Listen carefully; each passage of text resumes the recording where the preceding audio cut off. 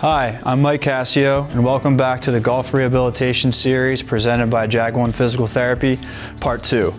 If you saw Part 1, you understand that there are many considerations that go into prescribing an individualized physical therapy program that involves the golf swing for that specific person. However, there are many key movement patterns that are involved in all swings for all people.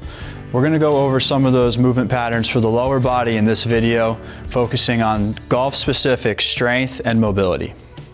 All right, so I'm going to show you an exercise that'll improve your hamstring flexibility in combination with your hip rotational mobility. So this exercise is called straight leg hip turns. We're going to find a bench. The height of the bench, basically it gets harder as you get higher. So start fairly low, around knee height. So we're going to put our heel on the bench so our knee stays straight, toe stays pointing at the ceiling, and all I'm going to do is keep that toe pointing at the ceiling, but I'm going to rotate my pelvis through my full range of motion in my right hip, and then I'm going to rotate back the other way. Try to keep that toe straight. You'll feel and control the full range of motion of your hip rotation while also getting a hamstring stretch. So believe it or not, ankle mobility is actually very important in your golf swing. I know this isn't thought of a lot, but if you can't keep your feet flat on the ground and stable during your swing because you have limitations in your ankle mobility and you lift up onto your toes, you're going to lose power production and balance. So we really want to make sure we have adequate dorsiflexion range of motion for our swing. So in order to improve our dorsiflexion range of motion, dorsiflexion is how far you can drive your knee over your toe. That'll bring your shin bone forward on your ankle. So what we can do is you can put both hands or a weight on your knee, and all we're going to do is really make sure you drive that back heel down and then drive that knee as far forward as you can. Hold it for at least 10 to 20 seconds. And then you could come out and rest. Repeat that 5 times. It's a great way to improve your ankle dorsiflexion mobility to keep your feet on the ground during your swing. So it's really important to have good balance during your golf swing. Without good balance, consistency and reproducibility of the swing are impossible. So we're going to train balance in a specific way where hopefully it translates well to staying balanced in your swing.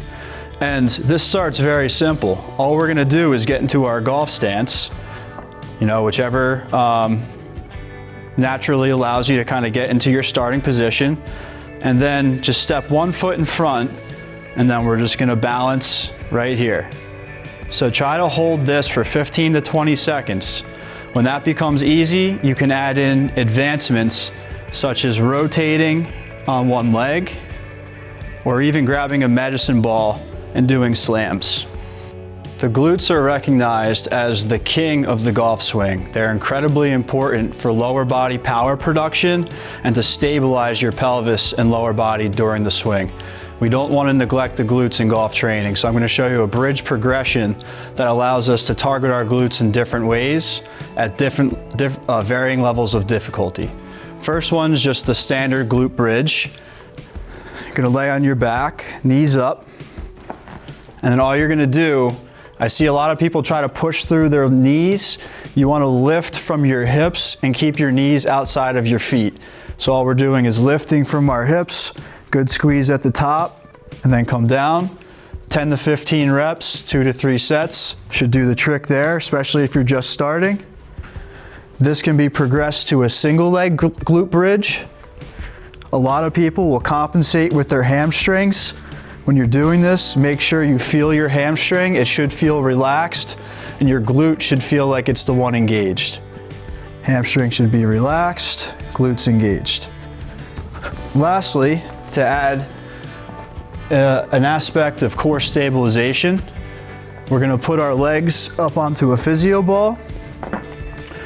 We're going to cross our arms across our chest, and we're going to squeeze our glutes just like we did before. This involves stabilization of our core while we engage our glutes. The same rep scheme should be fine for this. 2 sets, 10 to 15 reps.